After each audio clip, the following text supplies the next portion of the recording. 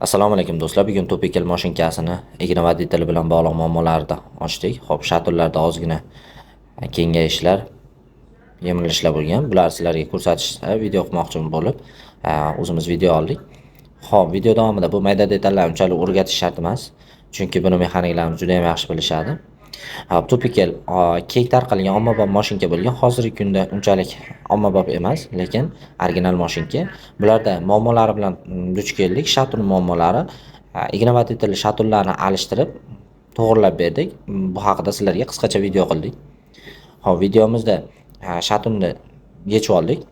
Shatun anchagina eskirgan, boshni ishlatilgan holatdagi shatundan topib, bu shatunni sizlarga obzor qilib beraman.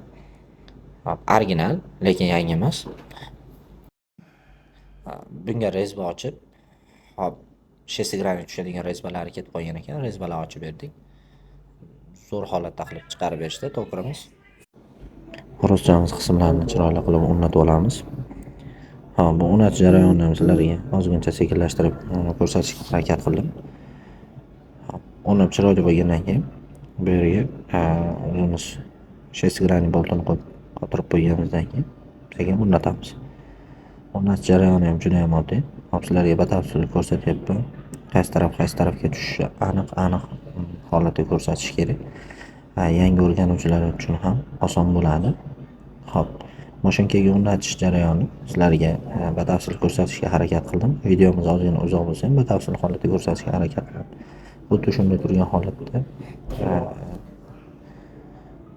ichkaridagi chuqurligi to'g'ri kelishi kerak. To'g'ri kelgan holatda boltini qatiramiz va joy-joyiga tushadi. Shu holatda qo'yganimizdan keyin mashinkamiz to'g'ri ishlashi shu nuqtaga bog'liq albatta. Aniqlik har doim tikuv mashinkada aniqlik darajasida ishlash kerak. Eng yuqori aniqlikda bo'lishi kerak. Juda ham chiroyli holatda. Endi igna voditelimizni stoykasini o'rnatamiz. Igna voditelimiz stoykasi shatunni shu joyda aylanib turadi. To'g'ri kirib chiqishi uchun shu narsa qo'yilishi shart. Bu albatta to'g'ri, aniq holatda qo'yilishi kerak. Va xoroschamizni o'rnatamiz. Xoroschamiz ustidagi bolti pachimnigi bilan birgalikda o'rnaydi. Buni o'rnatish unchalik qiyin, mashaqqatli ish emas, juda ham oson. Bitta shesigrani bilan xuddi shunday holatda atverkada tiqib olib, orqa tarafida rezinkali joyida bo'ladi. O'rnatib olganimizdan keyin mashinkamiz deyarli ishlashga tayyor. Hop, bizda qoladi faqat endi xuddi shu holatga igna voditelimizni dvigatelini o'rnatib olishimiz kerak. Dvigatelimizni yangi qo'yib yubordik. Dvigatelimizni yangi qo'yish ozgina zanglagan joylari bor ekan, yangi qo'yib yubordik. Hop, igna dvigatelimizni o'rnatib, shaton qismini birinchi qo'yib olamiz albatta. Ichiga igna dvigatelni o'zini to'g'ri tushishi uchun birinchi shaton to'g'rilab olinadi. Hop, albatta bu joyda ham pachimniklarning turish holatiga e'tibor bering. Igna dvigatelni o'rnatib oldik.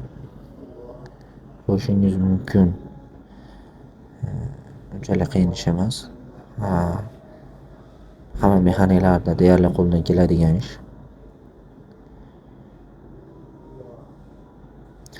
Hop, eng asosiy elementarni shu joyga to'g'ri o'rnatish kerak. Shu to'g'ri o'rnaganda igna dvigatelimizni shatunlari to'g'ri holatda ishlaydi. Hop, igna dvigatelimizni ham qo'yib olamiz. Yangi igna dvigatel qo'ydik. Albatta qizib qolgan, ozgina zazur bo'lib qolganligi uchun qo'yib oldik. Xullas, videomiz shu joyda nihoyasiga yetdi. Sizlarga qiziqarli, manfaatli bo'lgan bo'lsa, kanalimizga, Tikuv mashinka kanaliga obuna bo'lib qo'ying. Yanada qiziqroq videolar chiqarishga harakat qilamiz.